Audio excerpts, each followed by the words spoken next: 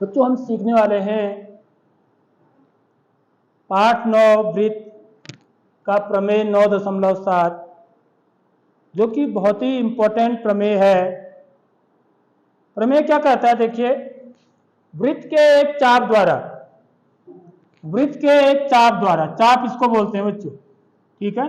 ये ए से बी तक जो दूरी है, ठीक है, ये इस प्रकार से, ये ए से बी तक, इसको हम क्या बोलते हैं, चाप कहते हैं, ठीक बात। या इसको अंग्रेजी में क्या बोलते हैं बच्चों, आर्क। वृत्त के एक चाप द्वारा केंद्र पर अंतरित कोण, केंद्र पर कैसे कोण बनेगा, देखिए ए बी के द्वारा केंद्र पर ऐसे कोण बनता है, यह है केंद्र पर बनाया गया, क्योंकि इस वृत्त का केंद्र क्या है बच्चों, ओ है। कौन, वृत्त के शेष भाग के, वृत्त का शेष भाग कौन सा है, शेष भाग इस आर्क को छोड़कर, इस आर्क को छोड़कर जो है शेष परिधि है, इसको शेष भाग कहते हैं, ठीक है। शेष भाग के किसी बिंदु पर, माना कोई भी बिंदु कहां पर है, मैंने यहां पर ले लिया, यह बिंदु का नाम क्या है, माना P है। वृत्त के एक चाप द्वारा केंद्र पर अंतरित कोण वृत्त के शेष भाग के किसी बिंदु पर अंतरित कोण का दुगना होता है। वृत्त के शेष भाग पर कोई बिंदु माने क्या है, P है, तो इस पर जो कोण बनेगा अंतरित कोण, माने इस चाप के द्वारा, इस चाप के द्वारा केंद्र पर बनाया गया कोण, कोण AOB है। क्या है बच्चों, AOB। इस चाप के द्वारा शेष परिधि पर या शेष भाग पर बनाया गया कोण कौन सा है, कोण APB है। क्या है बच्चों, कोण APB है, ठीक है। तो हमें क्या सिद्ध करना है बच्चों, सिद्ध क्या करना है कि ये कोण जो है इस कोण का दुगना है। समझ में आ रही बात, मतलब यानी कि यदि ये 30 अंश का है तो हमें सिद्ध करना है कि ये कितने अंश का होगा, 60 अंश का, ठीक बात।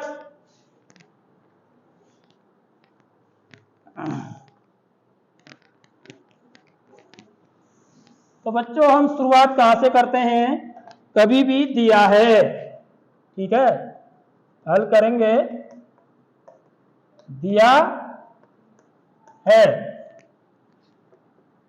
केंद्र O वाले वृत्त के चाप AB द्वारा केंद्र O पर अंतरित कोण बराबर कोण AOB। समझ हमारी बात, तथा चाप AB द्वारा वृत्त के शेष भाग, वृत्त के शेष भाग में बिंदु P पर, बिंदु P पर, ठीक है, शेष भाग में बिंदु P है, अंतरित कोण,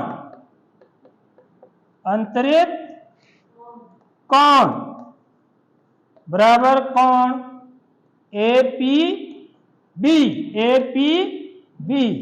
समझ में आ रही बात, सिद्ध करना है, क्या सिद्ध करना है बच्चों कि वृत्त के चाप द्वारा, वृत्त के चाप द्वारा केंद्र पर अंतरित कोण, केंद्र पर अंतरित कोण इसी चाप द्वारा वृत्त के शेष भाग पर अंतरित कोण का दुगना होता है। यानी कि we have to prove that angle AOB, यानी कि कोण AOB क्या होता है, APB का दुगना होता है, ठीक है। कोण APB का दुगना, यानी कि इसको 2 से गुणा करके जब हम इसको 2 से गुणा करेंगे तब यह वाला कोण आएगा, यानी कि जब मैं 30 को 2 से गुणा करूंगा तब 60 आएगा। आगे बात समझ में, तो मेरे को ये प्रूफ करना है बच्चों, ठीक है। तो इसके लिए हमें क्या करनी पड़ती है बच्चों, एक रचना करनी पड़ती है। तो रचना क्या करनी पड़ती है, देखिए रचना भी लिख देता हूं। रचना क्या करनी पड़ती है, पी और ओ को मिला लेते हैं। अभी मैं इसको 30 अंश 60 अंश से मैंने आपको समझाने के लिए लिखा। पी और ओ को मिला लेते हैं, फिर इसको आगे बढ़ा लेते हैं, ठीक है। माना इसको मैंने कहां तक आगे बढ़ा दिया, एम तक, ठीक है। मैं क्या लिखूंगा रचना में, पीओ को मिलाया तथा एम तक आगे बढ़ाया, एम तक आगे बढ़ा दिया मैंने, ठीक है बच्चों। इसके बाद इस रचना, ये जो रचना है ना, ये हमको मदद करेगी इस चीज को सिद्ध करने में, ठीक। उसके बाद मैं आसान तरीके से बता रहा हूं। तो मैं क्या करता हूं ना, कोण का नामकरण कर देता हूं, ठीक है। जैसे मैंने इस कोण को यहां से लेके यहां तक, ठीक है, यह आधा कोण, इसको कोण में क्या देता हूं, नाम माना कोण 1, और इधर वाला जो आधा कोण है इसको कोण 2, इसको कोण 3, इसको कोण 4, क्योंकि ये कोण बन रहे हैं ना यहाँ पर, ये कोण 5 यहां से लेके यहां तक, ठीक है, और ये कोण यहां से लेके यहां तक 6। तो इससे क्या होगा, थोड़ा सा मुझे उतना कोण लिखना नहीं पड़ेगा, ठीक है। नहीं तो मुझे इस कोण को, यदि मैं इस कोण को लिखना है मेरे को, तो मैं क्या लिखूंगा बच्चों, ओ ए पी लिखना पड़ेगा, लिखना पड़ेगा ना। क्या लिखना पड़ेगा, कोण ओ ए पी या कोण पी ए ओ लिखना पड़ेगा, ठीक है। तो इतना नहीं लिखने के बजाय मैं सीधे क्या लिख दूंगा, कोण 3 लिख दूंगा। समझ में आ गई बात, थोड़ी सी इससे यह मदद मिलती है। ऐसे इस कोण को यदि मुझे लिखना है तो मैं क्या लिखूंगा, कोण ए पी ओ, ये बिंदु मेरा ओ है ना, कोण 1 को लिखना है, कोण 1 को क्या लिखूंगा मैं, कोण ए पी ओ, कोण ए पी ओ, ठीक है। तो ए पी ओ नहीं लिखा या ओ पी ए नहीं लिखा, तो मैंने क्या नाम दे दिया इसका, कोण ए, ठीक है। तो इससे क्या होगा, ये जरा सा आसान हो जाता है, नहीं तो आप इसको ऐसे भी लिख करके कर सकते हैं, ठीक बात। अब देखिए बच्चों, इसके बाद क्या लगते हैं हमारे, जब हम इसको हल करते हैं, इस प्रमेय को सिद्ध करते हैं, तो हमारे 2 कॉन्सेप्ट लगते हैं जो कि हमने पिछले अध्यायों में या पिछले क्लासों में सीखा हुआ है। उन 2 कॉन्सेप्ट का जिसको पता होगा वो इस प्रमेय को फिर आगे को आसानी से कर लेगा। अब वो कॉन्सेप्ट कौन कौन से हैं ये मैं आपको बता रहा हूं।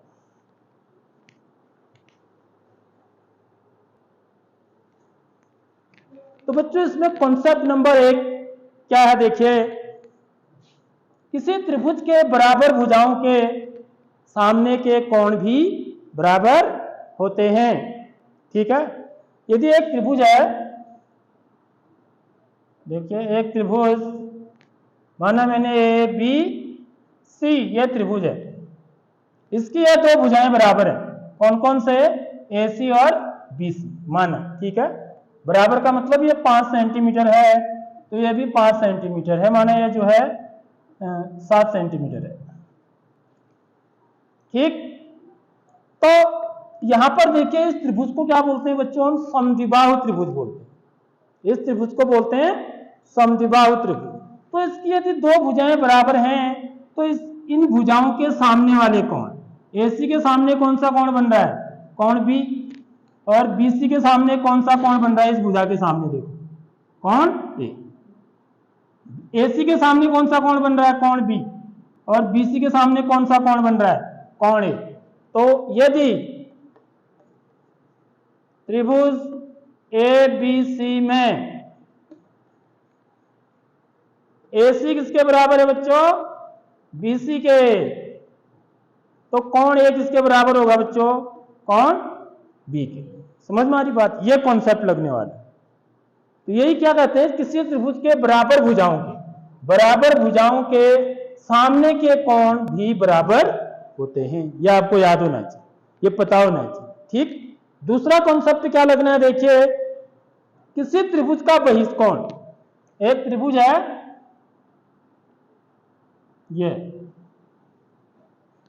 ये त्रिभुज मेरा माना ए बी सी, ये बहिष्कोण है माना यहां पर डी है, तो इस कोण को बहिष्कोण बोलते हैं। इस कोण को क्या बोलते हैं बच्चों, बहिष्कोण। किसी त्रिभुज का बहिष्कोण दो अंतः सम्मुख कोणों के योगफल के बराबर होता है। तो अंतः सम्मुख कोण किसको बोलते हैं, देखिए माना मैं इसको कोण 1 कहूं, इसको कोण 2 बोलूं, इसको कोण 3 बोलूं, इसको कोण 4, इसका नामकरण कर दूं। ठीक है, तो इस बहिष्कोण के साथ कौन सा कोण चिपका रहा है, कोण 3 चिपक रहा है, देखो। ठीक है, इसके साथ ये जुड़ रहा है ना, तो इस वाले को छोड़ करके जो दो कोण बच रहे हैं कौन कौन से हैं, कोण 1 और कोण 2। तो कोण 4 किसके बराबर होता है बच्चों, कोण 1 धन कोण 2 के बराबर। इसी को बोलते हैं बहिष्कोण प्रमेय। किसी त्रिभुज का बहिष्कोण दो अंतः सम्मुख कोणों के योगफल के बराबर। समझ में आ रही बात। इसको हम सिद्ध भी कर सकते हैं बड़े आसानी से। कैसे कर सकते हैं, कोण 1 धन कोण 2 धन कोण 3, त्रिभुज के तीनों अंतः कोणों का योग कितना होता है बच्चों, 180 अंश होता है। और कोण 3 धन कोण 4, यह भी कितना अंश होगा, 180 अंश होगा। ये कोणों का एक रैखिक युग्म बना रहे। या आप ये कह सकते हो कि एक ही सरल रेखा पर बने कोणों का योग, एक ही सरल रेखा, ये एक सरल रेखा है, इसी पर बन रहे ना कोण 3 और कोण 4, तो इनका योग 180 अंश होगा। ये हम पढ़ चुके हैं पहले। ठीक है, तो ये समीकरण 1, ये समीकरण 2, यानी कि ये भी 180 अंश है, ये भी 180 अंश है। तो इन दोनों को मैं क्या लिख सकता हूं, बराबर लिख सकता हूं। यानी कि कोण 3 धन कोण 4 बराबर कोण 1 धन कोण 2 धन कोण 3। समझ में आ रही बात। अब मैं कोण 3 को यहां से हटाऊंगा, उधर ले जाऊंगा। ठीक है, तो कोण 3 का चिन्ह क्या हो जाएगा, ऋण का। पक्षांतर करने पर चिन्ह क्या हो जाता है, बदल जाता है। तो कोण 3 से कोण 3 क्या हो गया, घट के 0 हो गया। तो मेरा क्या बच गया, कोण 4 बराबर कोण 1 धन कोण 2 बच गया। समझ में आ रही बात। तो ये दो कॉन्सेप्ट जो है आपके दिमाग में याद होने चाहिए। पहली बात कि यदि एक त्रिभुज की दो भुजाएं बराबर हैं तो उनके सामने के कोण भी बराबर होंगे। दूसरी बात, किसी त्रिभुज का बहिष्कोण दो सम्मुख अंतः कोणों के योगफल के बराबर होता है। ठीक बात।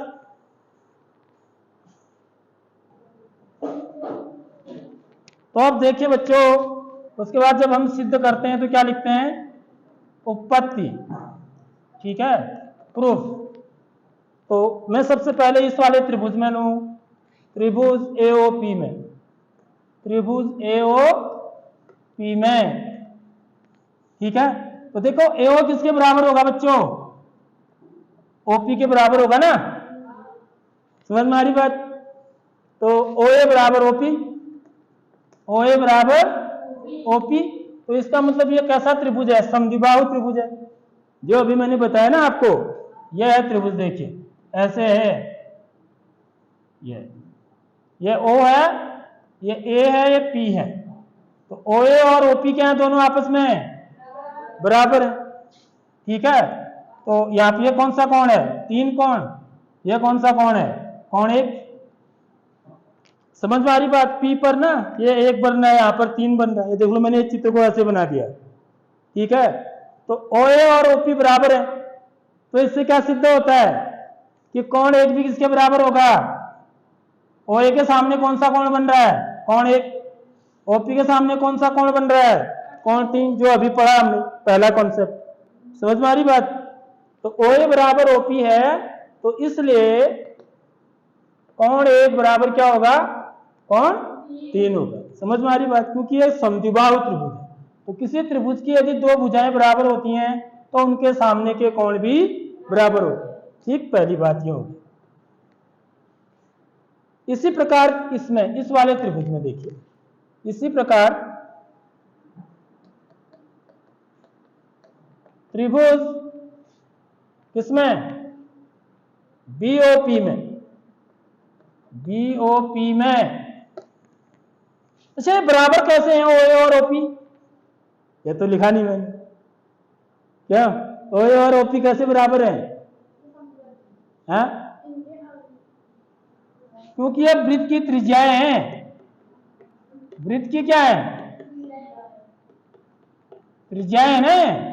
ओ से ए तक की दूरी देखो है, और ओ से पी तक की दूरी, ये सब बराबर होंगे। ओ से बी तक की दूरी भी क्या होगी? बराबर होगी। ये सब वृत्त की त्रिज्याएं।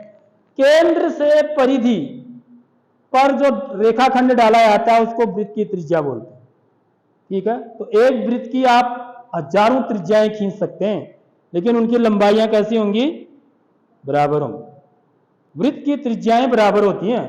ऐसा नहीं कि एक त्रिज्या बड़ी एक त्रिज्या छोटी, तो फिर वृत्त नहीं बनेगा। समझ में आ रही बात? जैसे मैं एक आकृति बनाता हूं, देखिए,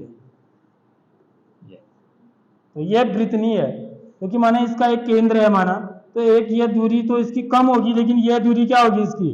ज्यादा है। देख रहे हैं? समझ में आ रही बात? तो ये वृत्त नहीं है। यदि वृत्त होगा तो ये सारी दूरियां कैसी होंगी? बराबर होंगी। समझ में आ रही नहीं आ रही बात? तो ये कॉन्सेप्ट दिमाग में होना चाहिए हमेशा। तो वृत्त की त्रिज्याएं जो होती हैं वो बराबर होती हैं, तो ओए ओपी के बराबर होगा। ओए और ओपी बराबर होगा, इसलिए कोण 1 कोण 3 के बराबर होगा। इसी प्रकार त्रिभुज बीओपी में ओबी किसके बराबर होगा? ओबी बराबर ओपी। ओबी और ओपी भी तो बराबर है ना? क्यों क्यों है बराबर? क्योंकि ये भी क्या है? वृत्त की त्रिज्याएं हैं। ये भी वृत्त की त्रिज्याएं हैं, इसलिए कोण 2 भी किसके बराबर होगा? कोण 4 के बराबर होगा। आगे बात समझ में? क्योंकि ये भुजा इस भुजा के बराबर है, तो इस भुजा के सामने कोण 4 बन रहा है, इस भुजा के सामने कोण 2 बन रहा है। समझ में आ रही बात? तो कोण 2 बराबर कोण 4, ये समीकरण 2। ठीक है,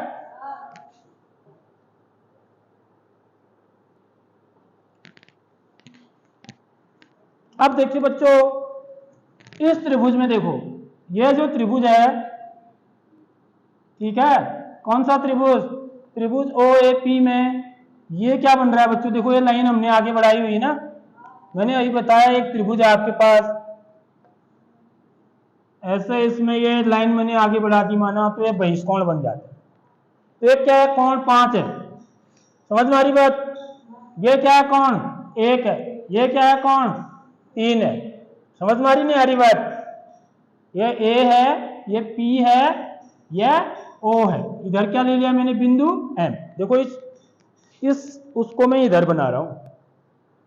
ठीक, तो मेरी कौन कौन सी भुजाएं बराबर है बच्चों? यह भुजा और यह भुजा क्या है? आपस में बराबर है। ओपी और ओए बराबर है ना? देखो, है ओए बराबर ओपी। तो ये कोण 5 किसका काम कर रहा है? बहिष्कोण का। समझ में आ रही बात? अभी मैंने बहिष्कोण प्रमेय बताया आपको कि किसी त्रिभुज का बहिष्कोण दो अंतः सम्मुख कोणों के योगफल के बराबर होता है।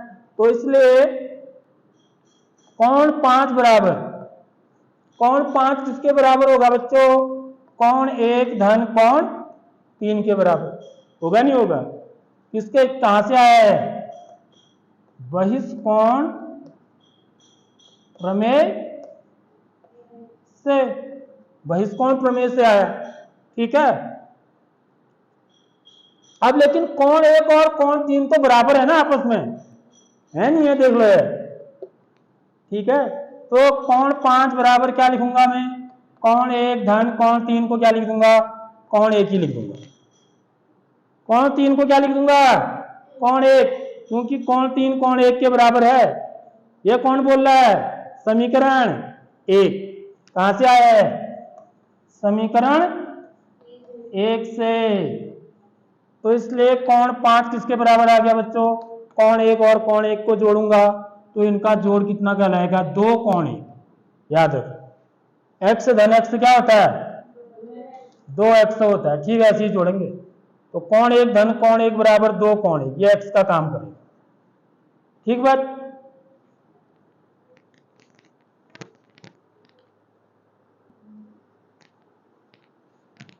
अब बच्चों इसी प्रकार देखिए ये बगल वाले त्रिभुज में, ठीक है, इसके इस तरफ वाला त्रिभुज जो कि क्या है हमारा BOP है, ठीक। तो एक ही जगह पर क्या लिख दूंगा, यहाँ पर B लिख दूंगा, ठीक। ये कौन है यहाँ पर इस तरफ वाला क्या है बच्चों, देखो जरा, कौन 2 है, ठीक है। और जो B पर बन रहा है कौन इधर, वो क्या है, उस कौन का नाम क्या है, कौन 4।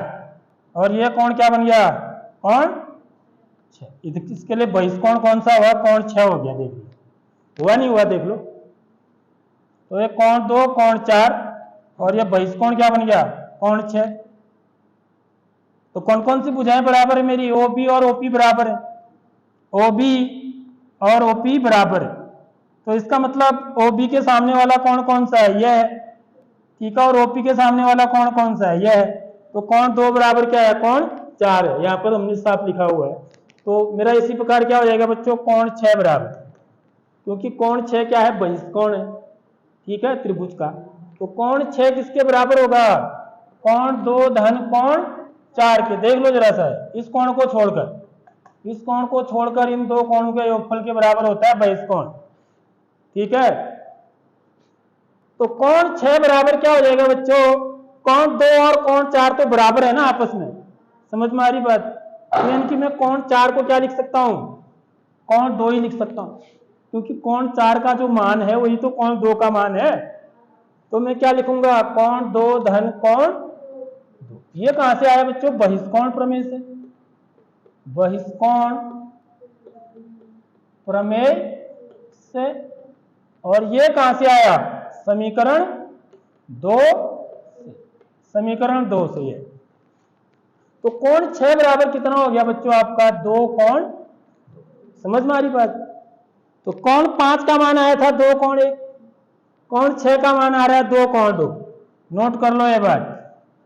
कौन 5 का मान आया था 2 कौन 1, अब इसी की जरूरत है हमको, कौन 5 और 6 की जरूरत है।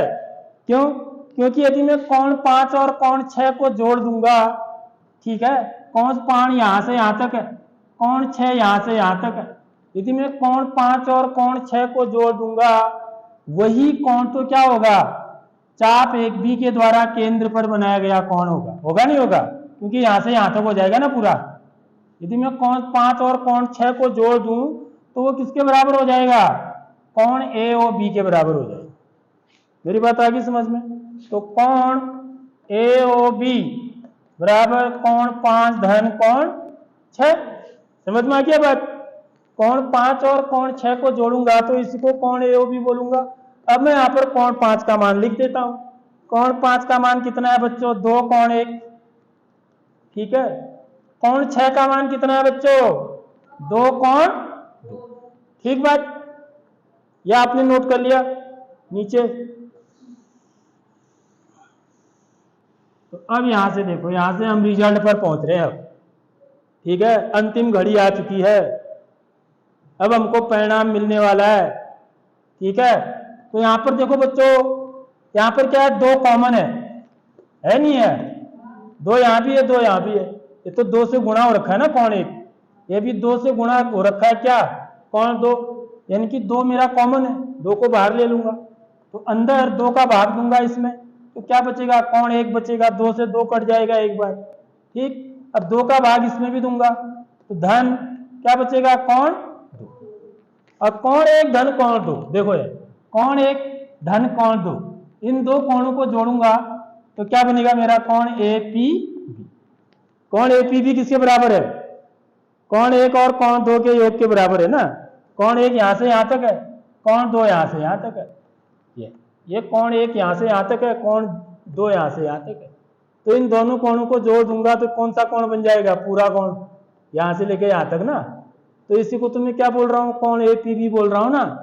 तो ये क्या आ गया बच्चों मेरा, 2 गुणा, यहाँ पे बीच में गुणा का चिन्ह लगा देता हूं, कौन APB यहाँ पे लिखूंगा, क्योंकि कौन APB किसके बराबर है बच्चों, कौन 1 धन कौन 2 के बराबर। तो मेरा कौन AOB किसके बराबर आ गया, 2 कौन APB के बराबर। AOB बराबर 2 कौन APB, यही तो सिद्ध करना था मेरे को, मेरे को यही सिद्ध करना था कि किसी वृत्त के चाप के द्वारा, किसी वृत्त के चाप के द्वारा केंद्र पर अंतरित कोण AOB, ठीक है, चाप के द्वारा, उसी चाप के द्वारा वृत्त के शेष भाग माने यह वाला भाग, शेष भाग के किसी बिंदु पर अंतरित कोण का दुगना होता है। यानी कि कोण AOB किसके बराबर आ गया? 2 गुणा कोण APB के बराबर। समझ में आ गया बात? तो यदि इससे क्या समझिए, अब देखो इससे क्या क्वेश्चन आएंगे आपके। आपका एक चित्र ऐसे ही बना हुआ होगा, ठीक है, या आपका केंद्र आपको दिया होगा, देख लो ऐसा सवाल जरूर पूछा जाएगा, मैं पहले बता दे रहा हूं। और ये कोण आपको दे रखा होगा, ठीक है, माना ये कोण कितने अंश का बच्चों? 45 अंश का दिया है आपको, तो ये पूछेगा कि यह वाला कोण कितने अंश का होगा। समझ में आ रही बात? क्योंकि ये वाला कोण भी किससे बना के मिला है? चाप के द्वारा, इस चाप के द्वारा केंद्र पर बनाया गया कोण, इसी चाप के द्वारा शेष परिधि पर बनाया गया कोण। तो यह कोण किसका होगा? इसका कितना होगा? दुगना होगा। ये तो कह रहा है प्रमेय। समझ रहे हो बात? कितना इंपॉर्टेंट प्रमेय है, समझे बात है? इनकी ये कोण यदि 45 अंश का है, तो यह कोण मेरा कितने अंश का होने वाला है? 90 अंश का। ठीक है बच्चों, आगे बात समझ में? That's all.